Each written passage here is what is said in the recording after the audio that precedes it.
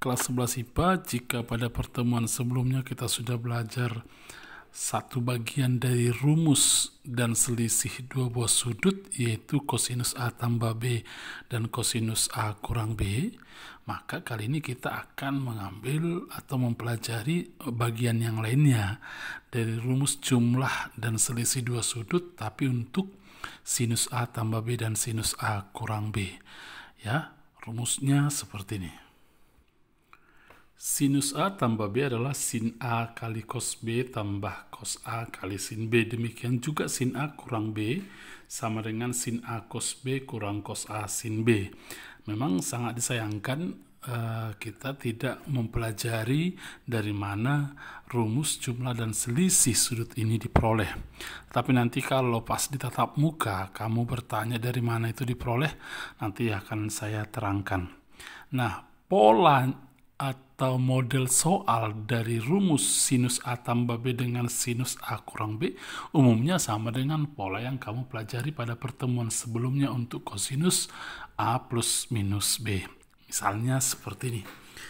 Kalau sinus dari 15, ini jadi satu contoh ya. Nah, kamu melibatkan sudut istimewa untuk angka 15.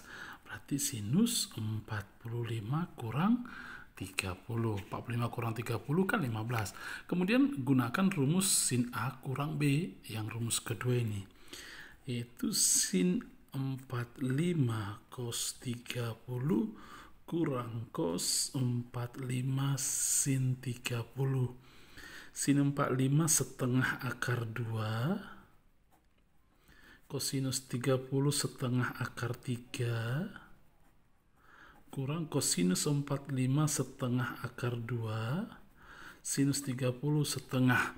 Nanti sekali lagi saya bilang tergantung pilihan berganda ya. Jadi variasi soal ini sangat banyak, dipaksa kita ke pilihan berganda.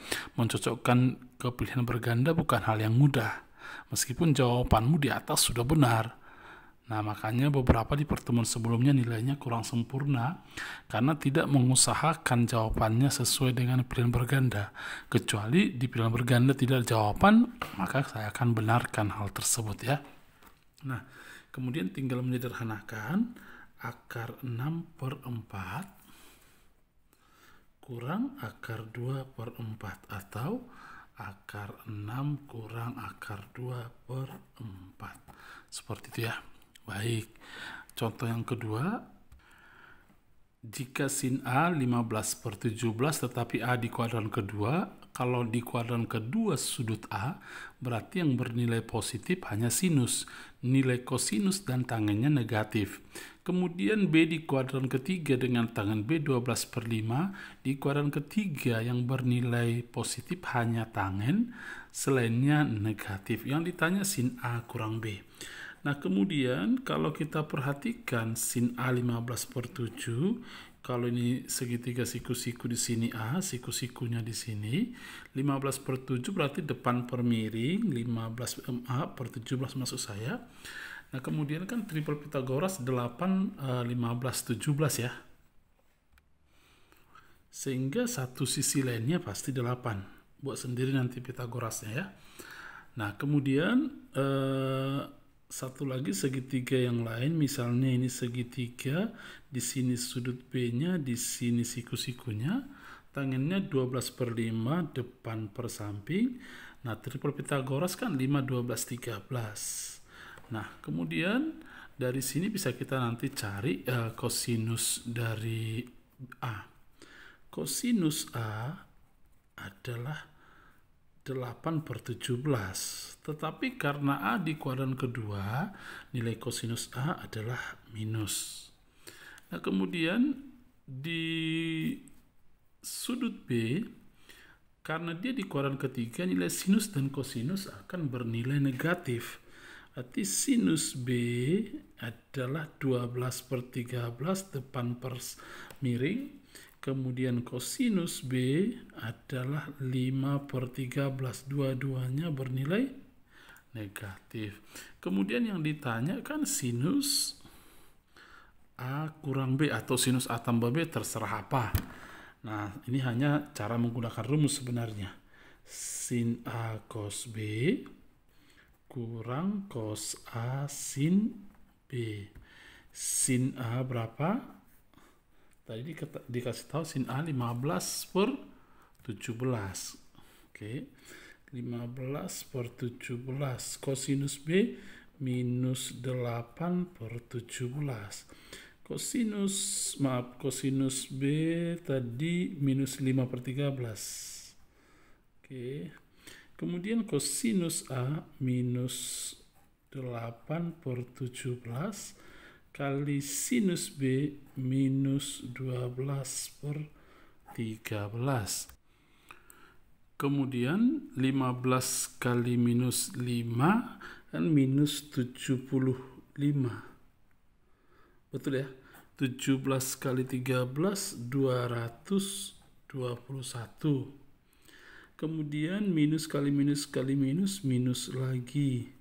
8 kali 12 96 per 221. Gitu ya.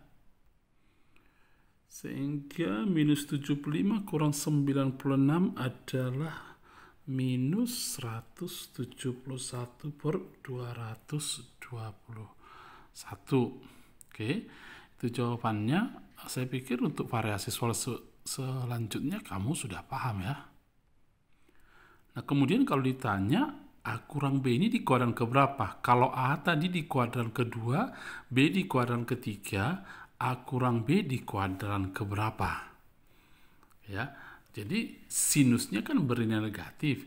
Jadi hasilnya tidak mungkin dia di kuadran ke 1 dan 2. Maka dia akan diperoleh di kuadran ketiga. Karena di kuadran ketiga nilai sinusnya bernilai negatif. Ya, atau di kuadran keempat pun boleh sebenarnya. Jadi nanti nilai A kurang B jadi bernilai negatif karena sinus minus A sama dengan minus sin A. Satu contoh soal lagi, nomor yang ketiga biar kamu mengerjakan latihan. Pada segitiga ABC, sinus A 3/5, sinus B 15/7, yang ditanya sinus C.